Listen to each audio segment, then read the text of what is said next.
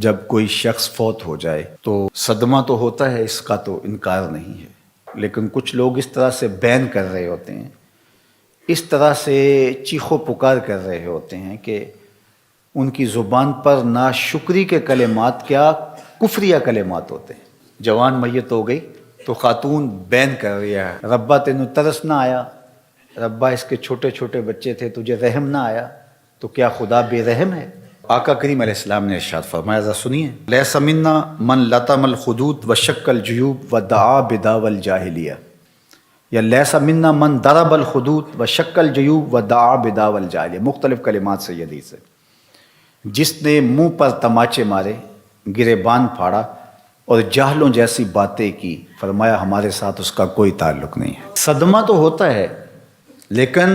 صدمے میں یوں بے قابو ہو جانا کہ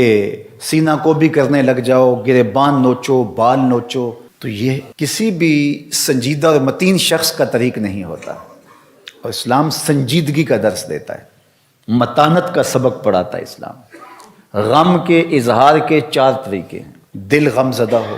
آنکھیں اشک بہائیں، زبان سے کچھ کہا جائے اور ہاتھوں سے سر پیٹا جائے، چہرے پہ تماچے مارے جائیں، گریبان نوچا جائے، سینہ کو بھی کی جائے۔ دل کا غم،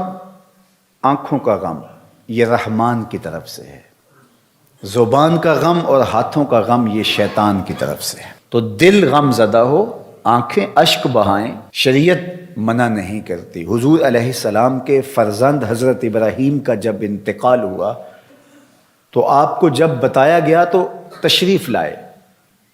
اور بیٹے کے سرہانے پہ کھڑے ہوئے، وَأَيْنَ رَسُولِ اللَّهِ تَذْرِفَانِ صلی اللہ علیہ وآلہ وسلم، حضور کی مبارک آنکھوں سے مسلسل آنسو بہ رہے تھے،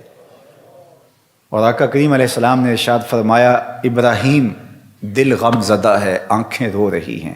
لیکن زبان سے وہی کہوں گا جس سے میرا رب راضی ہوگا۔ تو دل کا غم، آنکھوں کا غم یہ رحمان کی طرف سے ہے، زبان سے واویلا، شور و غل، اور ہاتھوں سے کام لینا اور تماچے مارنا، گریبان نوچنا، بال نوچنا یہ شیطان کی طرف سے ہے۔ حضرت ابو موسیٰ رضی اللہ تعالی عنہ جب بیمار ہوئے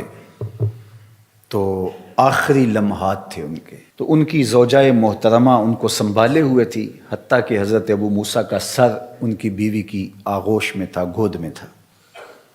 تو جب شوہر ہاتھوں سے نکلتا جا رہا تھا اور نبض کمزور پڑنے لگی تو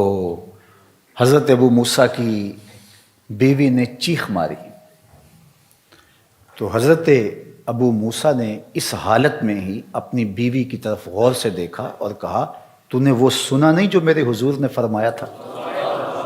تو وہ فوراً خاموش ہو گئے اور بالکل ان کی وہ کیفیت جو تھی وہ سنبھل گئی۔ تو ہمارے دین نے ہمیں تلقین کی کہ جب صدمہ آئے، جب تکلیف آئے، جب اذیت پہنچے تو متانت کے ساتھ اس وقت بھی رہا جائے۔ دل غم زدہ ہو،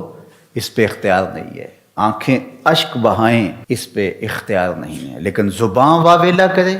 اور کلمات کفریہ اور ناشکری کے کلمات زبان سے سرزد ہوں، اپنے بال نوچیں، سر کے بال کٹوا دیں جس طرح کہ زمانہ جاہلیت میں کیا جاتا تھا، گریبان پھاڑ دیا جائے اور تماچے مارے جائیں، سینہ کوٹا جائے، تو یہ ہمارا دین ہمیں اس سے منع کرتا ہے، اس سے روکتا ہے، اور ایسا کرنے والوں کے لیے اتنی سخت وعید فرمائی کہ وہ ہمارے سے ہے ہی نہیں، اس کا ہمارے سے تعلق ہی نہیں ہے۔ ظفر اسے آدمی نہ جانیے چاہے جتنا بھی ہو صاحب فہم و ذکا، جسے عیش میں یاد خدا نہ رہی، جسے تیش میں خوف خدا نہ رہا۔ خوشی کا موقع ہو تو پھول نہ جائے کہ شریعت کا اس وقت بھی پاس نہ رہے، بیٹے کی شادی ہے، عقیقہ ہے، ولیمہ ہے، کوئی عہدہ منصب مل گیا ہے، الیکشن جیت گیا ہے، تو شریعت کا پاس ہی نہیں ہے، جو کچھ ہو رہا ہے، جی بیٹا خوشی کا موقع ہے، مسرتوں کا ہجوم ہے، جو مرضی کرے، اور دوسری جانب غم آئے تو زبان سے ناشکری کے کلمات۔